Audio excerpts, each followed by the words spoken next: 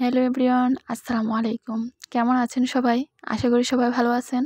আমি আলহামদুলিল্লাহ ভালো আছি। আজকে আপনাদের মাঝে নতুন একটি রেসিপি নিয়ে হাজির হলাম। এটা হচ্ছে কচুর বড়া রেসিপি। আর এই কচুর বড়াটা আমি একটু অন্যরকম ভাবেই করছি। আশা করি ভিডিওটি প্রথম থেকে শেষ পর্যন্ত দেখবেন। প্রথমেই একটা শোলা কচুর উপরের অংশটুকু আমি পাতলা পাতলা করে কেটে নিয়েছি। আর এটা অবশ্যই উপরের অংশ দিয়েই করতে হবে, কারণ উপরের অংশটা একদমই নরম থাকে। এটা দিয়ে এই বড়াটা বানালে কিন্তু অনেক মজা হয়। আচ্ছা যাই হোক, কেটে ধুয়ে পরিষ্কার করার পর এর মধ্যে আমি একটা ডিম ভেঙে দিয়েছি। তারপর একে একে সব মশলাগুলো অ্যাড করে দেবো। এখানে হলুদ গুঁড়ি, মরিচ গুঁড়ি, ধনিয়া এবং অল্প পরিমাণ জিরে গুঁড়িও অ্যাড করেছি। তারপর স্বাদ মতো লবণ দিয়ে আমি এটাকে মাখিয়ে নেব। কচুর বড়া কিন্তু বিভিন্ন ভাবেই করা যায়। এইভাবে চাকচাক করেও বানানো যায়, আবার আছে কচুর মালা বড়া। কে কোনটা খেতে বেশি পছন্দ করেন অবশ্যই আমাকে জানাবেন। আচ্ছা যাই হোক, এখানে কিন্তু ডিমের পরিমাণটা একটু বেশি হয়ে গেছে, তাই লিকুইড পরিমাণটা বেশি দেখাচ্ছে। তবে তেলে ভেজে নিলে লিকুইড অংশটুকু ঠিক হয়ে যাবে। এবারে একে একে সবগুলো কচু আমি তেলের মধ্যে দিয়ে দিয়েছি। আর সবশেষে ডিমের যে ব্যাটারটুকু ছিল সেইটুকু আমি চেঁচে পুচে দিয়ে দিয়েছি। তবে কেউ যদি পানি দিয়ে মিশ্রণটা তৈরি করেন তাহলে অবশ্যই পানির ব্যাটারটা দিবেন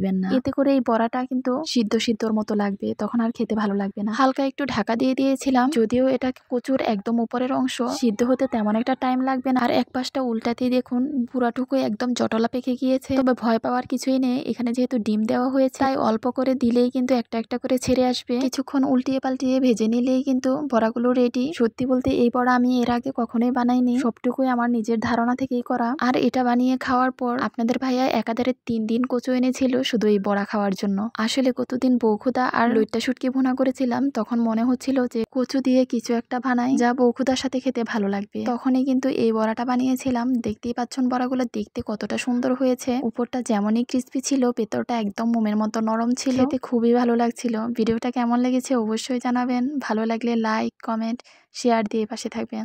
ভালো থাকবেন, সুস্থ থাকবেন। আল্লাহ হাফেজ।